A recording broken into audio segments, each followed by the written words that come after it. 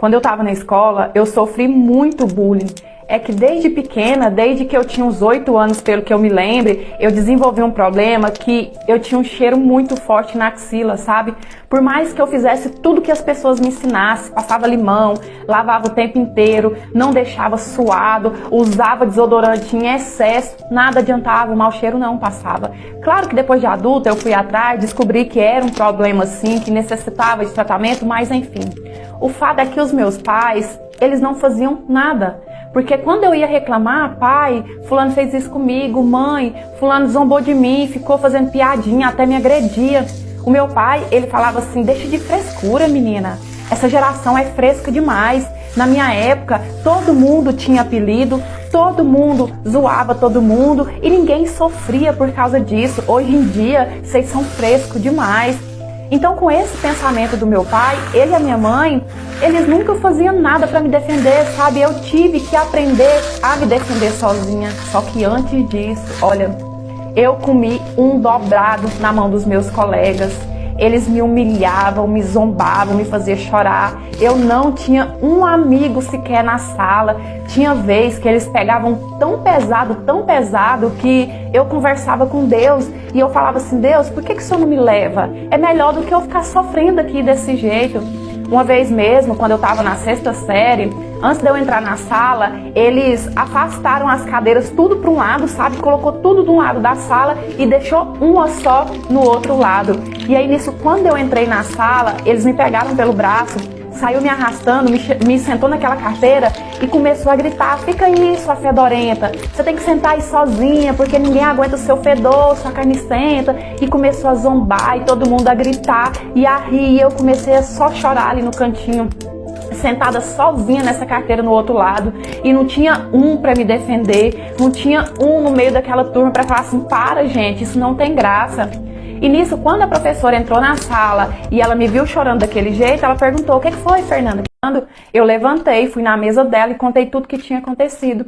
Só que a professora, ela também não me defendeu. Assim como os meus pais, como todo mundo, não levava isso a sério, a professora também não me levou. Ela começou a falar assim, Fernanda, mas também quer saber? Esse cheiro seu é forte demais, ninguém é obrigado não. Uma menina desse tamanho, quase moça, não sabe tomar banho direito, sendo que não tinha nada a ver com banho, gente. Pelo contrário, eu sofria tanto na escola, mais tanto que em casa eu tomava banho, olha, umas 3 vezes ao dia.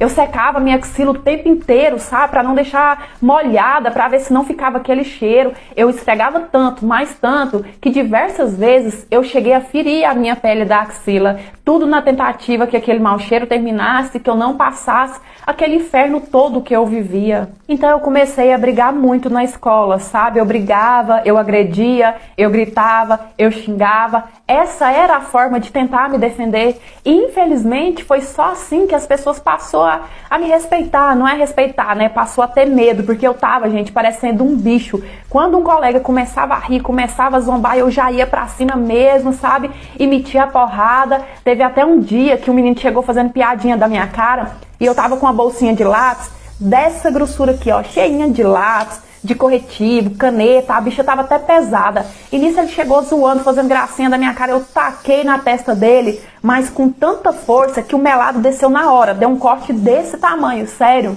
E aí a diretora começou a reclamar muito pros meus pais, né? Direto chamar os meus pais na escola.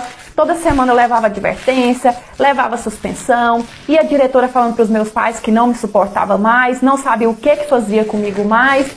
E aí que os meus pais começaram a me questionar. Eles queriam saber o que estava acontecendo comigo, por que eu estava agressiva daquela forma, sendo que a minha vida inteira eu fui uma menina doce, gentil, educada, e agora de uma hora para outra eu estava parecendo um bicho do mato. O dia que a minha mãe me perguntou isso, eu virei para ela chorando e falei assim, mãe, se a senhora e o meu pai não faz nada para me defender, então eu sou obrigada a me proteger sozinha.